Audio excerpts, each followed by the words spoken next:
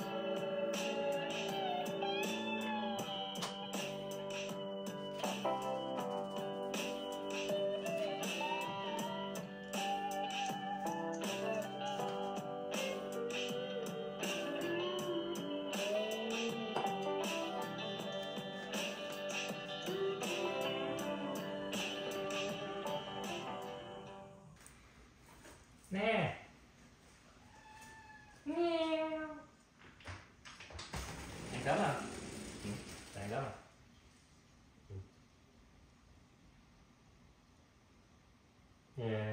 Ăn cho vô nhà. Con Luna nó vậy đó mọi người. Cái mỗi lần tôi nấu ăn là nó ngồi ở ngoài cửa, nó dòm vô, nó xin đi vô. Cái mở cửa cho nó đi vô, nó ngồi nó chòm tôi nấu ăn đã, rồi cái nó chán, xong cái nó đòi xin đi ra ngoài. Đó, mà ngày nào cũng vậy á.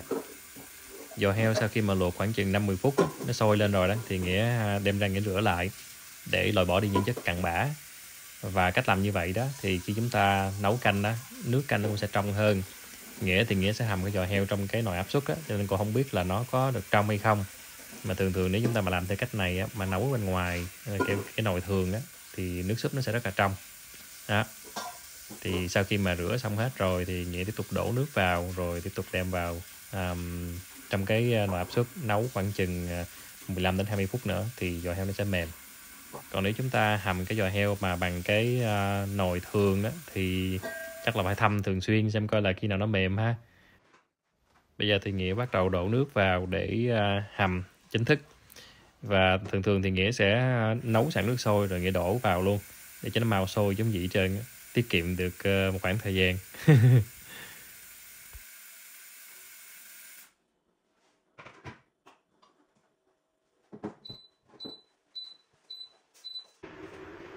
Thường thì mọi người sẽ đợi cho đến khi mà thịt nó chín xong rồi thì mọi người bắt đầu mới nêm nếm gia vị. Nhưng mà Nghĩa bỏ gia vị trước luôn. Thì Nghĩa bỏ vào trong cái nồi hầm này á, một ít cái vỏ quế nè, rồi thêm cái hồi nè, hoa hồi đó, để giúp cho cái thịt nó có mùi thơm hơn, nó át đi mấy cái mùi tanh. Rồi Nghĩa cũng bỏ muối, đường, bột ngọt này kia nọ bỏ vô. Trước sau gì thì cũng phải nêm nếm mấy cái này nên thôi kệ, nó tiện tay thì cứ làm luôn được cho rồi. Còn bây giờ thì Nghĩa sẽ chuyển sang sơ chế bầu khô. Nói sơ chế cho nó hoành tráng nhưng thật ra cũng đem ra xả lại với nước nhiều lần thôi, để cho nó sạch mấy cái bụi này kia cái nọ nếu có. Rồi sau đó mình sẽ vắt khô để ráo, rồi chờ cho đến khi mà thịt nó chín mềm rồi đó thì chúng ta sẽ bỏ cái này vào hầm tiếp. Chỉ có đơn giản vậy thôi à, Nghĩa nghĩ như vậy đó. Sau bầu khô thì tới công đoạn chuẩn bị nấm khô. Thì nấm khô chúng ta chỉ cần là đem ngâm với nước thôi, ngâm nước ấm hay nước lạnh gì cũng được, miễn sao mà cái nấm của mình nó mềm ra để dễ dàng mà rửa lại rồi đem chế biến. Rồi bây giờ mọi người cùng theo dõi cách Nghĩa chế biến nha, hai món ăn này.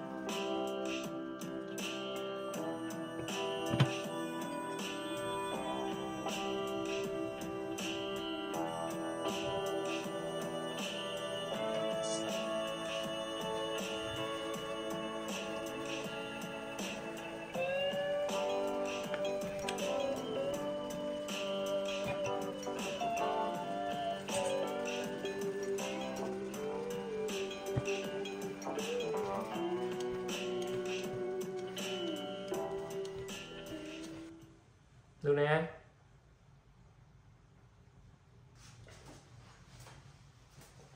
giờ sang hay gì? Hả? Ra nghe. 1 2 3.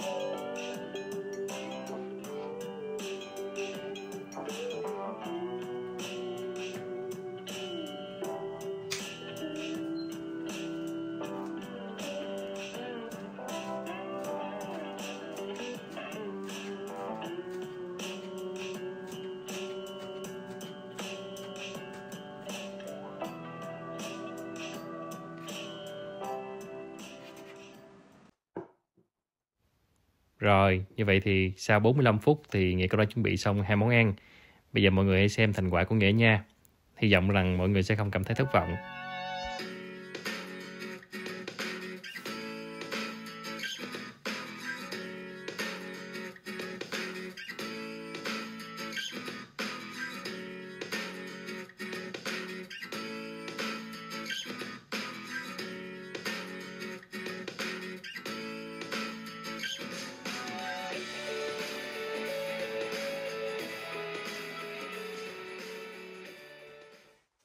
Ăn cơm thôi.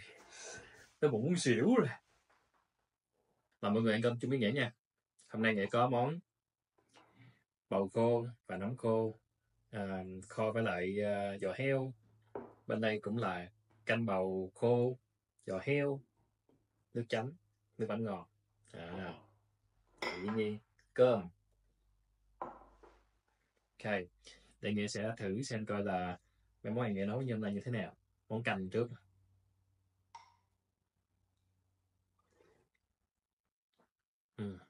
Ngọt, rất là thanh. Còn cái miếng bầu khô này thì con nói làm sao nha. Sau đó giờ Nghĩa chưa có ăn bầu khô bao giờ kìa.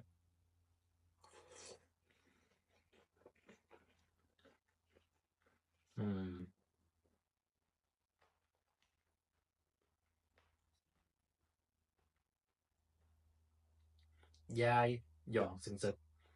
Nó giống như là măng khô mọi người. Vậy nghĩ là nếu mình không có măng khô á, mà nếu mà ai trồng bầu á, thì nấu canh bầu khô chắc cũng ngon lắm.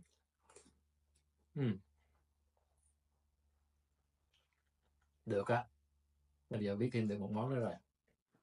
Nên món sẽ nấu món này tiếp tục. Giờ ta thử bên đây. Món giò heo kho với bầu khô và nấm khô.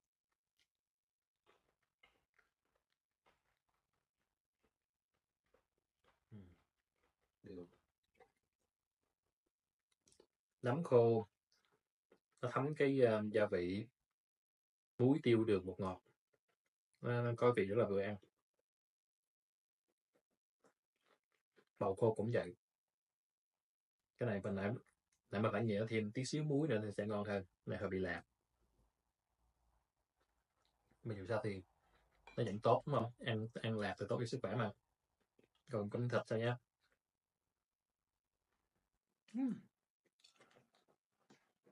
Mềm, không có dai nha mọi người.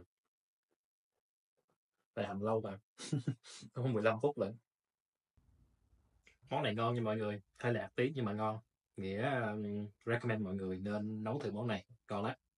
Canh món này thì nó ngọt thanh đó mọi người. Không có giống như là canh bầu tươi, nhưng mà nghĩ là ăn cũng ngon. Ăn nóng trong mấy ngày mà lạnh lạnh kiểu mùa đông ở đây thì rất là tuyệt. Đó.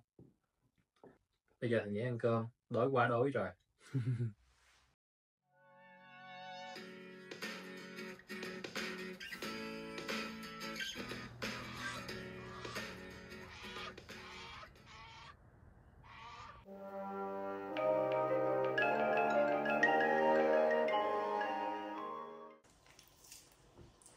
Đây là trái cơm tây nè mọi người.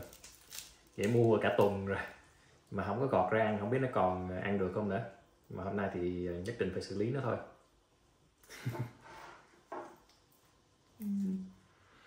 Thơm. Nghĩa rất là thích cái mùi thơm của mấy trái dứa, trái khóm. Nhưng nó cứ dịu dịu, nó dễ chịu như sao á. Nhìn vẫn còn ăn được nha.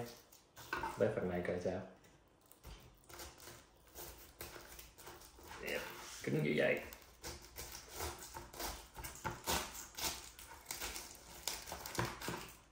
Thôi rồi lượm ơi. Nhìn hình như nó có bị hư rồi. Để gọt ta thử coi sao.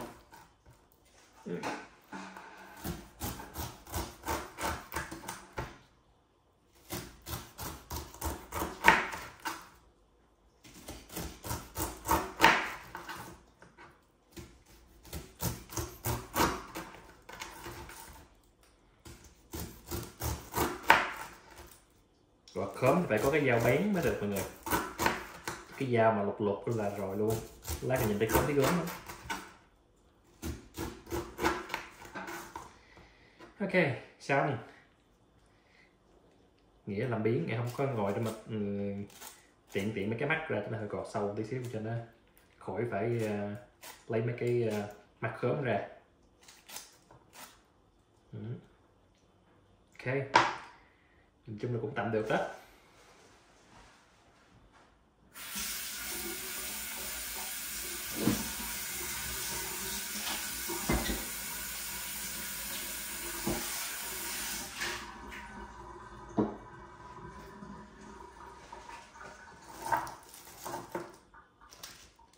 Cái này thì đem ra ngoài thùng ngũ phân. Bây giờ sẽ là tới cái giai đoạn gọi là sự thật được phơi bày, xem coi là nó còn ăn được không.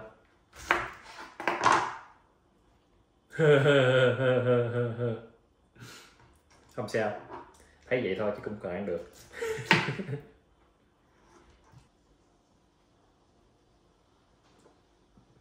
Có nên ăn không mọi người? Hả? Hỏi cái tay chưa trả lời là nó bỏ vô miệng lắm rồi. Tôi đá trời ăn ha. Chiều nay ha, vô nồi canh tôi lép suốt nguyên mũi.